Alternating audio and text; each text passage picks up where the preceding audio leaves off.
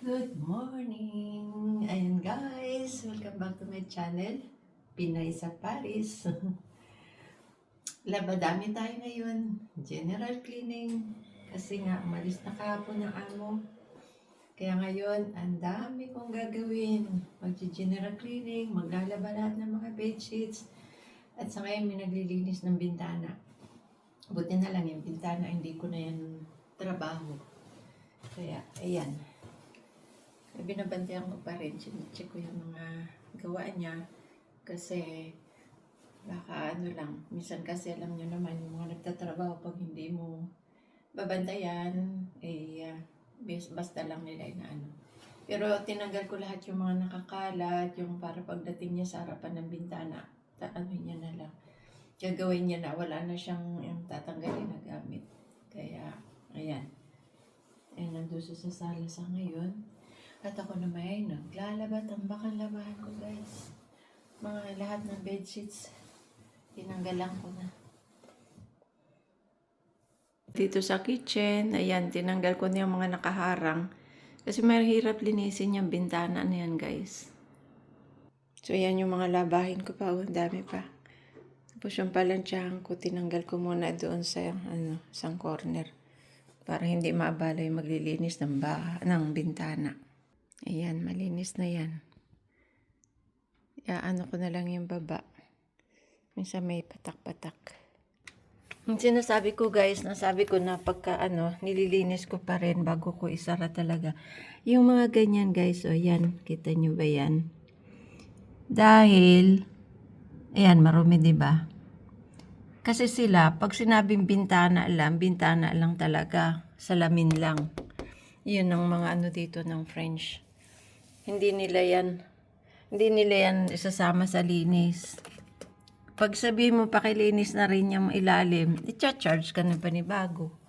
Ganyan ang ang way ng mga French pag nagtatrabaho. Hindi katulad ba natin mga Pinoy na talagang kahit hindi kasama sa kontrata, natin, ginagawa natin. Sila hindi eh. Ayan, pag inas mo yan na linisin din, no? Diba may ano yan.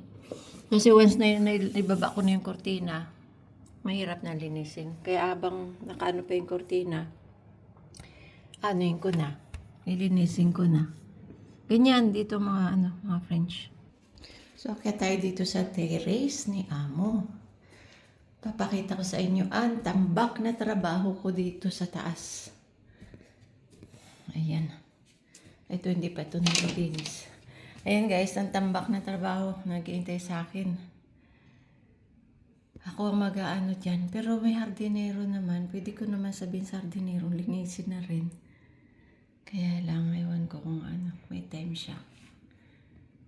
Kasi grabe, ang dami oh. Ang dami talaga kahit saan ka tumingin, puro dahon. Nung yung last time na umulan na yellow. Yung nagupit yung mga dahon. Ayan guys, at nalinis ko na itong isang side na to. Nakadalawang sako din akong dahon ng mga laglag na dahon, mga dry leaves. At ayun nga po, at tiyaga-tiyaga lang sa trabaho. Ano ko rin nga pala itong ipiplex ko rin itong video na pinadala ng aking hipag. Mag-house tour tayo sa Pilipinas guys. Ayan. Namimiss ko na nga ang bahay eh. Namimiss ko na doon sa Pinas. Tagal pa bago makapag-retired guys. Pero 61 na ako ngayon. Ang retirement dito ay 64 sa France. Pero kung makakaabot ako hanggang 67, mas maganda kasi nga mabubuo ko yung aking pension. Alam nyo naman mahirap magplano. Kasi pag nagpaplano ka na, hindi naman yun ang nangyayari eh. Tulad noon, nagpaplano ako na kumuha ng mga kapatid dahil sabi ko pag nandito na sila, ako naman yung magpapahinga sa Pilipinas. Hindi naman yun hindi yun inaayunan ng panahon. Nakakuha nga ako ng mga kapatid pero no comment na lang. Tapos yun sa pagtanda ko, dahil wala nga akong anak, sabi nila sino daw mag-aalaga sa akin. Hindi ko na iniisip yun, basta kailangan lang.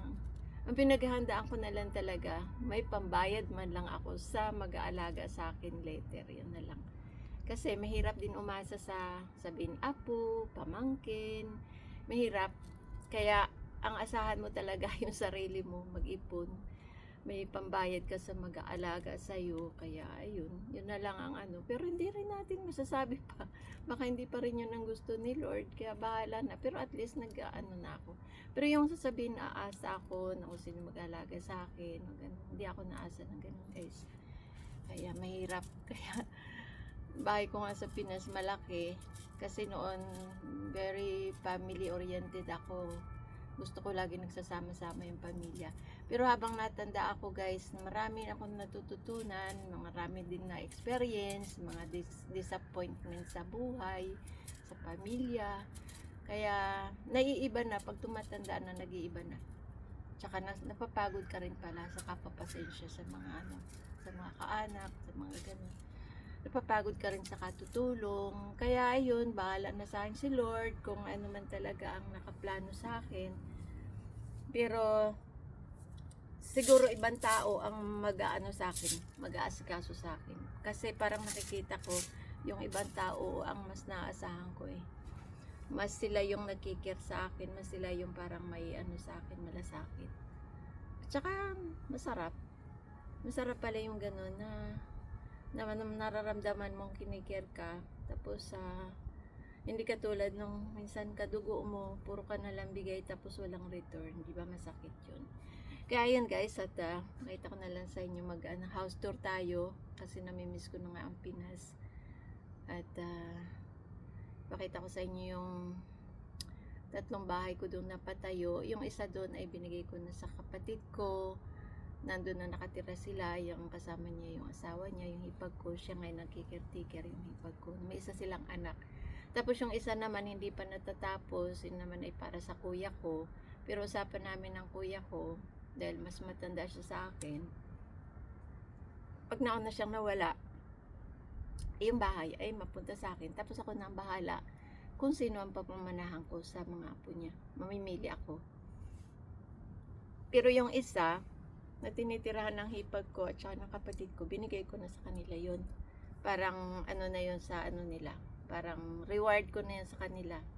Dahil nung pinapatayo ko yung bahay kong yun, sila yung maraming pagod doon sa pagpapatayo ng bahay. Lalo na yung hipag ko. Kaya reward ko na sa kanila yung bahay na yun. Tsaka para nakasigurado na sila na mawala man ako sa mundo, meron na silang nakapangalan na sa kanila. Ipinangalan ko na sa kanila guys. Kaya ayan, mag house tour tayo. Yung iba nagsasabi ng siraulo yata ako dahil bakit ko yun na ano, bakit ako patayo ng ano ganun, ay wala man ako anak. Kanya-kanya guys yun ng ano, ng gusto. Yung iba travel ng travel, ako gusto ko rin naman mag-travel, kaya lang sa ngayon ay ano pa ako, naka-ano pa ako dito sa amo ko, kaya pag weekend lang ako pwede mag-travel at saka pag yung holiday. Pero yung sabihin mag-travel, hindi pa ako pwede. Kasi full time nga ako dito sa amo ko. Ayan, at least natapos ko na itong side na to. Kadalawang sako din ako. Tapos yung kabilang side pa ang papagawa, ang lilinisin ko guys. Pakita ko sa inyo. So yan nga, nakadalawang sako ako. Tuyo na kasi yung mga ano mga nalaglag na dahon. Kaya kailangan talaga dakutin ko na kasi pag ano, iilalim na siya doon sa mga ano, yan. Ayan yan, dami pang ano yan. Kasi gusto ko na magdilig, habang may mga dahon ng ganyan, hindi ko pa pwedeng diligin kasi nga mababasa tapos magiging mabigat na naman siyang damputin, mahangin. Ito nalalanta na, kaya mamaya diligin ko rin siya. Grabe yung bumagsak yung mga ice, parang nagupit yung mga dahon. Kaya ayan guys, ang dami ko pang ano, dito na lang sa side na to. Doon hindi masyado, meron din pala. So yan, dadakutin ko rin yan, pero wala na yata akong time kasi 7 PM na. Pero maganda pa rin ang ano, ganda na ng mga roses ko. Ang gaganda ng ano niya, red na red. Ayan, ang ganda. Matao pa rin sa park. Nayaya nga ako ng mga kaibigan ko mag-picnic kanina pa na Sheila. Sabi ko, may ginagawa ako, gusto matapos. Ayan o, yan, kailangan madakot ko yan. Kasi mahangin, ipapasok yan dyan sa ilalim ng ano kasi, yung kay buti tawag nila dyan. Ayan, yan guys, ang ano. So yan nga, at tiyaga-tiyaga lang naman sa trabaho. Kasi kailangan maging all around ka sa ano, sa amo para masaya.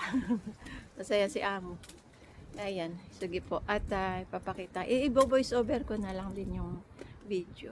Papaliwanag ko sa inyo. So yan na nga po, yung maliit na bahay na yan ay para yan sa kuya ko. At yung isang bahay dyan, yung isang bahay dyan katabi ng bahay ko, ayun, ay hindi yan, bahay ko yan. Ito yung isang bahay na to, ayan yung binigay ko sa mag-asawa. Tapos yung harapan ng bahay ko guys, may 240 square meters pa yan. Pero doon na lupa. Tapos yung bahay ng kuya ko, nakatayo niya doon sa ano, sa kasama niya sa 240 square meters na bakante yung lupa. Doon siya nakatayo. So yung mga tanim namin na yan, nung pinatayo ko yung bahay na yun guys, ay puro saging ang tanim dyan. Pero mga saba ang tataas. Ayan, ang daming bunga ng papaya. Pag ako malapit na umuwi at may bunga pa rin, hindi na nila pinipitas. Kaya nagsasawa din ako sa papayang hinog pag ako nauwi. So kung may napapansin kayo dyan na malapad na simento, kasi dati nandyan yung kubo. Kaso malamok sa gabi, hindi matambayan ng mga bata. At saka hindi ko rin matambayan para natatakot ako sa gabi. Kaya pinasok ko na lang yun sa bakuran. So yan, ginawa ko na nga lang taniman yung harapan. Pero dati may balak akong patayuan niya ng maliit na apartment. Sa ngayon, hindi pa kaya ng budget. Hindi pa kaya ng budget. Kaya hindi ko pa magawang patayuan. Hindi ko nga alam kung magpapatayo pa ako. Hindi ko alam. So, yan po ang yung mga pinagkakaabalahan ko noon. Pero at least ngayon natapos na. Bali, ang kulang ko na lang dyan guys ay papapinturahan ko na lang yung dalawang maliit na bahay. Yung sa binigay ko sa dalawang kapatid. At yun na lang. So yung side na yan ay dirty kitchen ko yan. Pero dyan nga nakatira sa ngayon yung kuya ko. At saka may tatlo siyang apo. Dahil dati sila yung nakikirtiker. Kaso yung kuya ko medyo maedad na. Hindi na kaya maglinis. At saka yung mga apo. Tatlong apo siyempre mga bata. Hindi naman marunong maglinis. Kaya pinag-aaral ko din yung tatlong yun.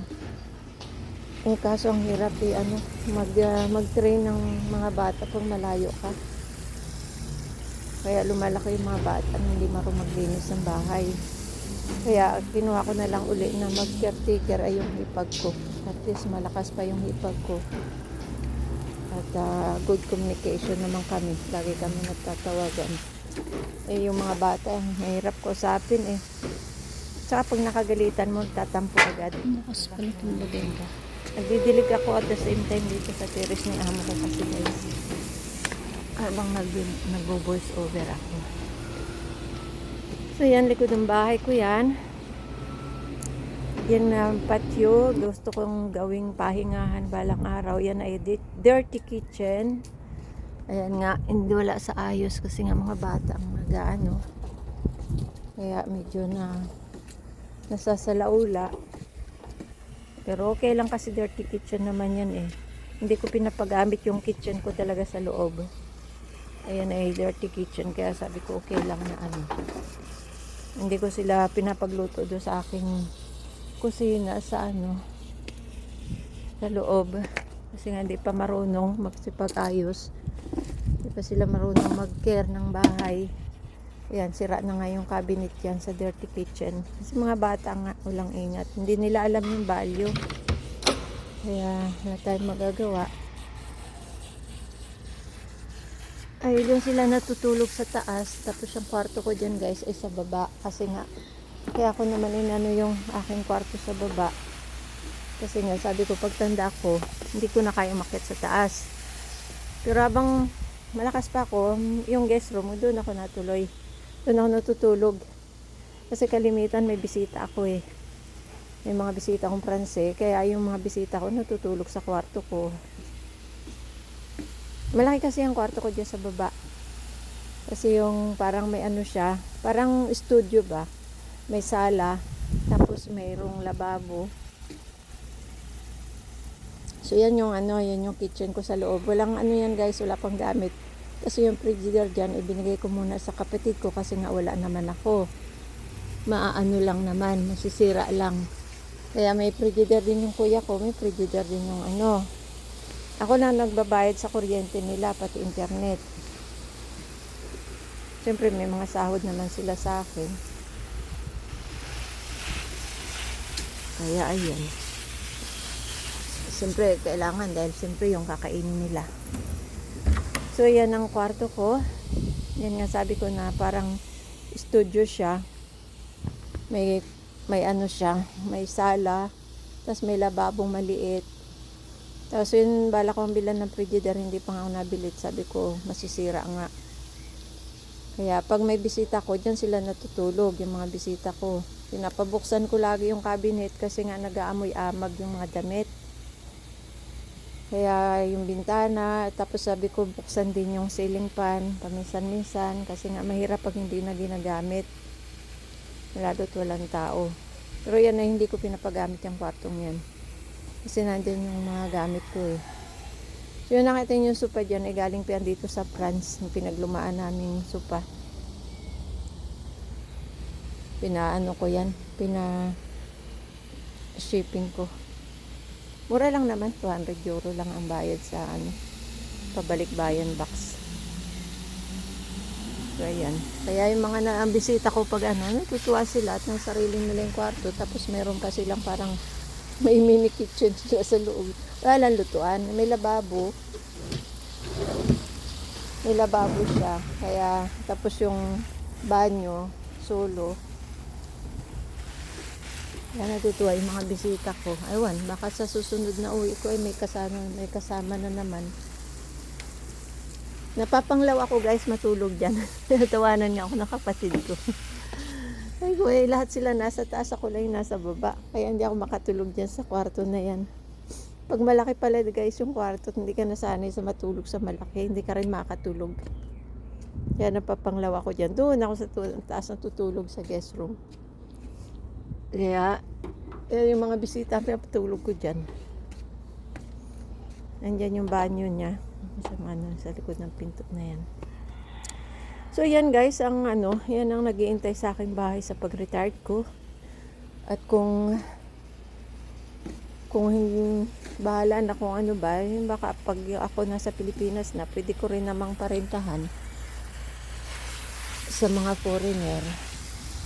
Tapos tira na lang ako sa maliit na bahay, doon sa bahay ng kuya ko halimbawa. Kaya yan po. Thank you for watching.